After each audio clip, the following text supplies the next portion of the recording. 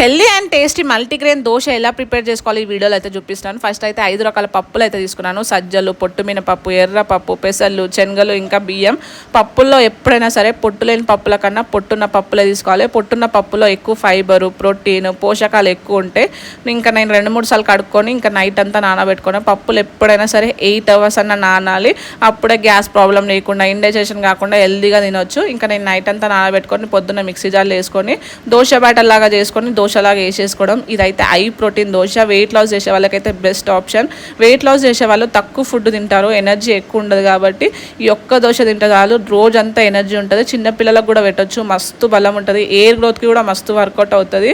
Week ఉన్న వాళ్ళు కూడా తినొచ్చు. హై ప్రోటీన్ దోశ నాకైతే మస్తు అనిపిస్తుంది. ఈ ఒక్క దోశ అయితే క్రిస్పీగా వస్తుంది, టేస్ట్ కూడా చాలా బాగుంటుంది. దీనికి కాంబినేషన్ వచ్చేసి నేను పల్లి చట్నీ అయితే చేసుకున్నాను.